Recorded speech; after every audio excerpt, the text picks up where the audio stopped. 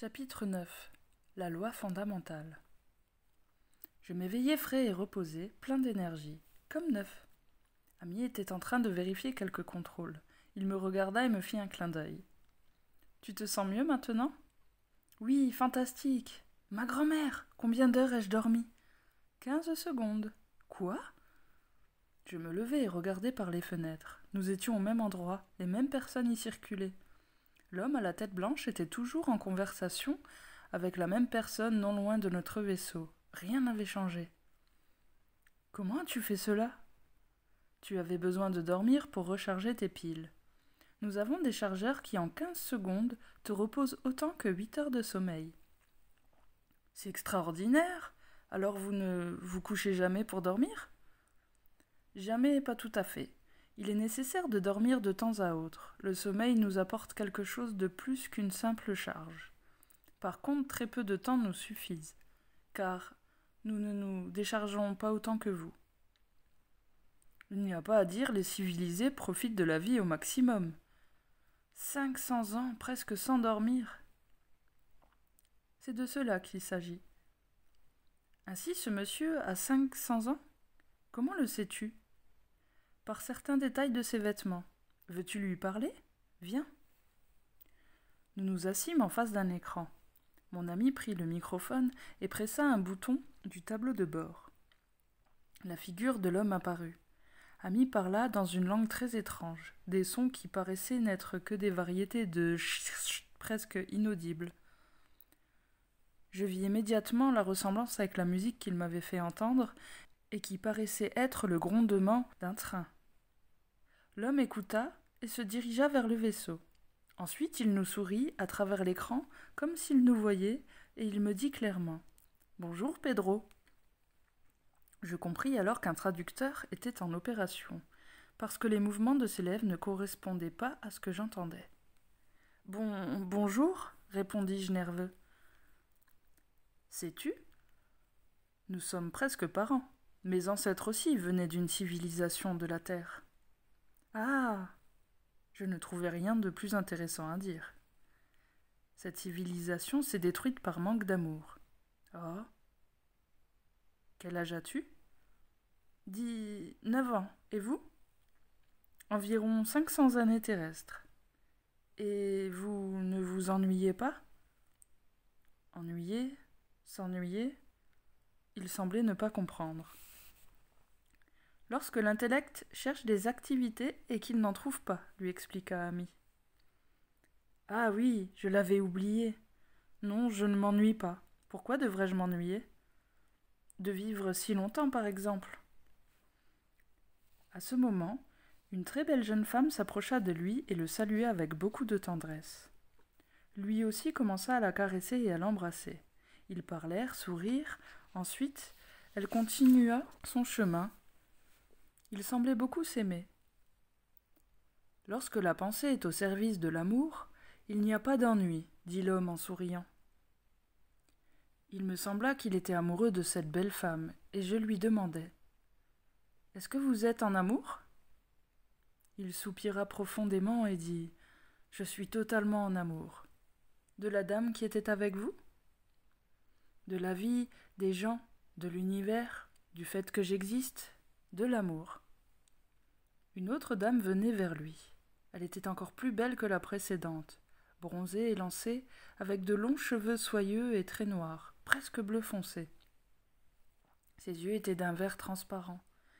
Ils se caressèrent, s'embrassèrent sur les joues, se regardèrent intensément dans les yeux, parlèrent, rirent, et ensuite se séparèrent. Je m'imaginais que ce monsieur était un peu comme un Casanova spatial. « Êtes-vous déjà allé visiter la Terre ? » « Oh oui, j'y suis allé quelquefois, mais c'est très triste. »« Pourquoi ? » ?»« La dernière fois que j'y suis allé, les gens se tuaient. Ils souffraient de la faim. Il y avait des milliers de morts, des villes détruites, des camps de prisonniers.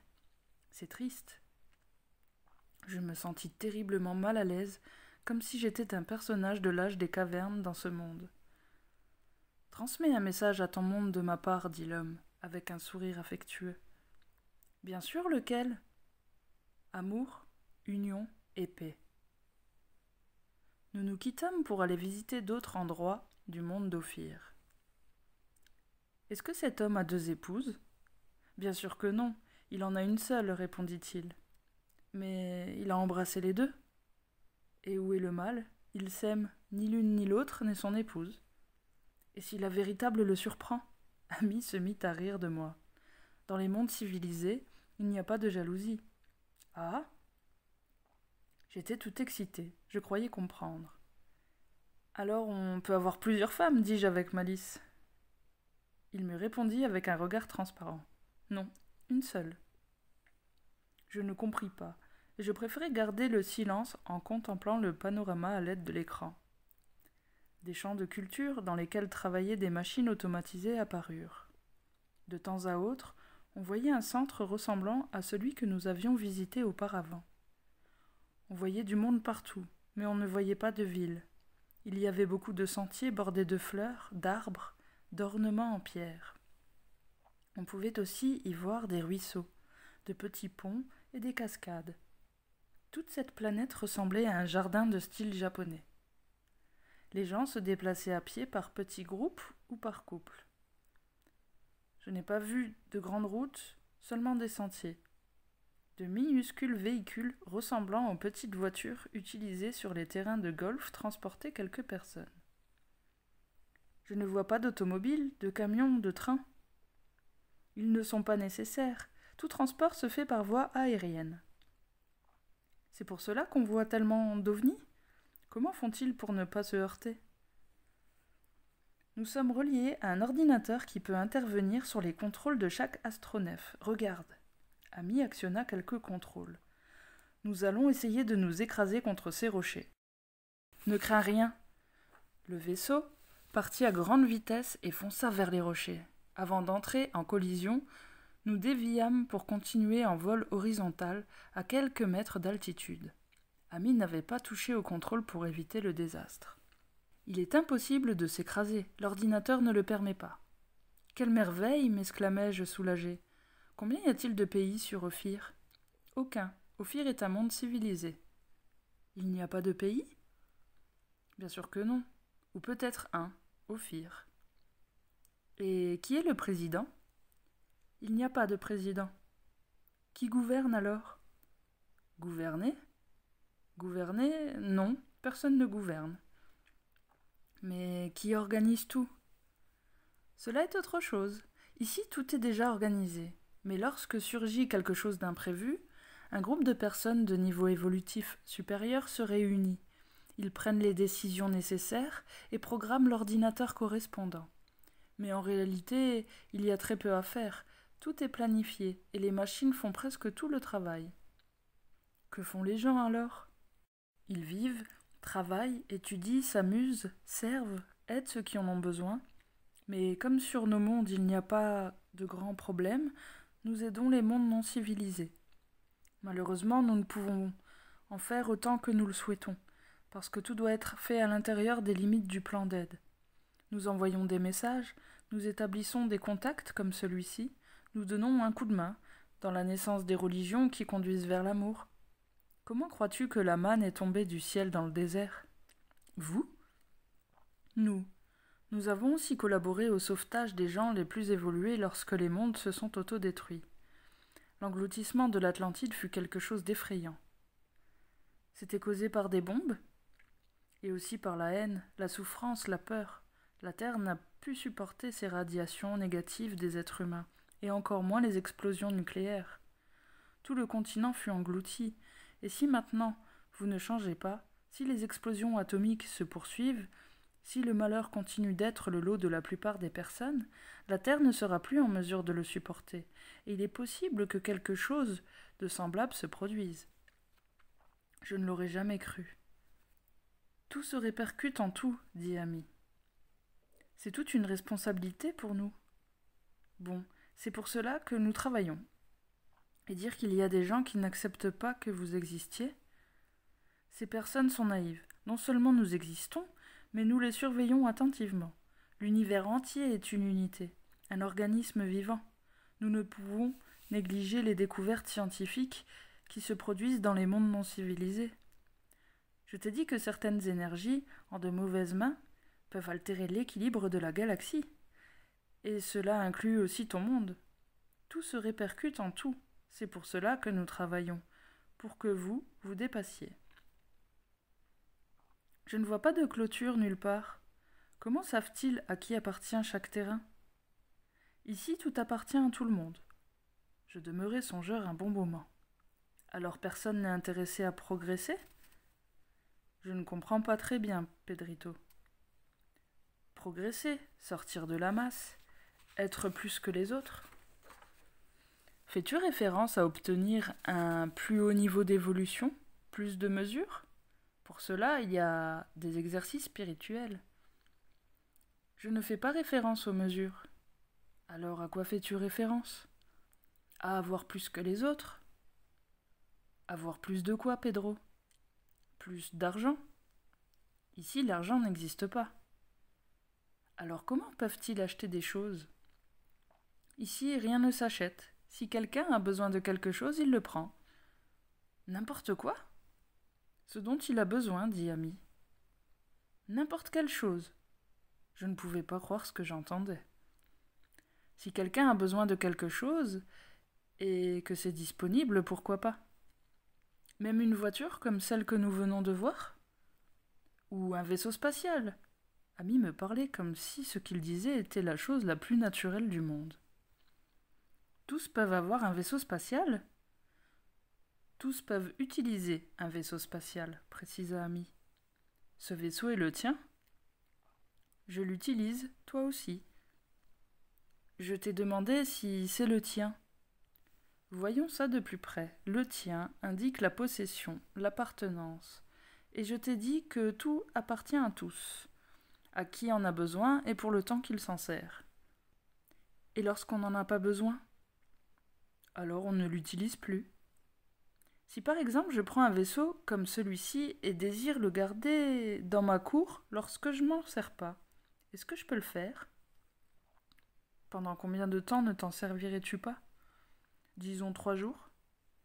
Alors il serait préférable de le laisser dans un endroit destiné à garer ses véhicules, l'aéroport, et ainsi il pourra être utilisé par quelqu'un d'autre pendant que tu ne l'utilises pas. Plus tard, lorsque tu reviens, tu prends celui-ci ou un autre qui est semblable.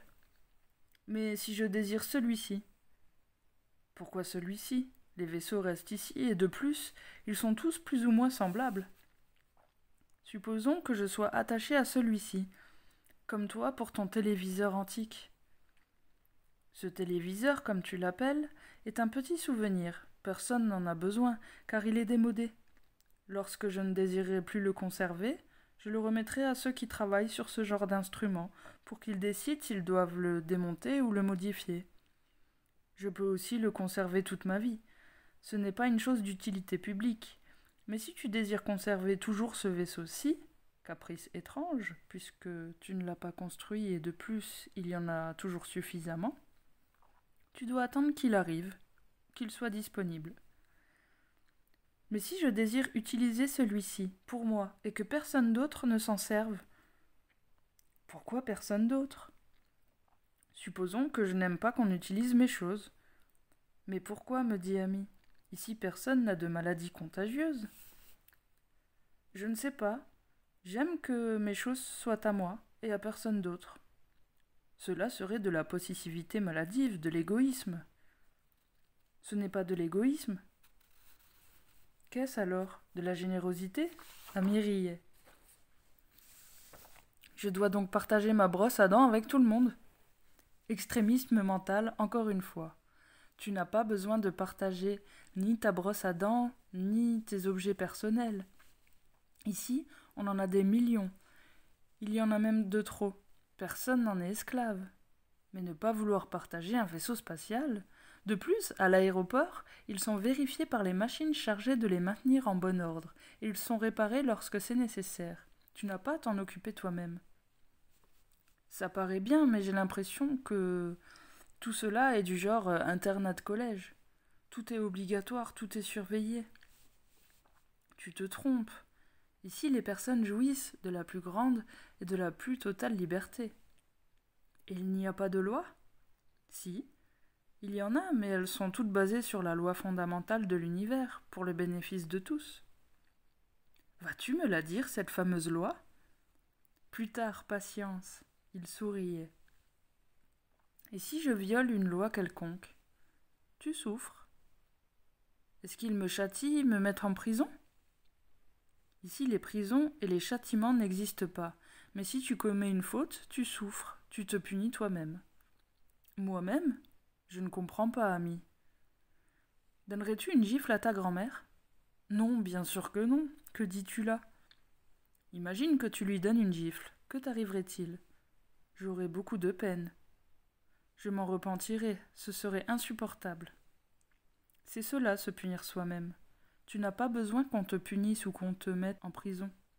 Il y a des choses que personne ne fait, et parce que ces lois les défendent. Tu ne ferais pas de mal à ta grand-mère, tu ne la blesserais pas, tu ne lui déroberais pas ses petits objets personnels. Au contraire, tu essayerais de l'aider et de la protéger. Oui, parce que je l'aime. Ici, nous nous aimons tous, nous sommes tous frères. Il arrive parfois que le fait de comprendre quelque chose produit dans notre fort intérieur l'effet d'une explosion de lumière.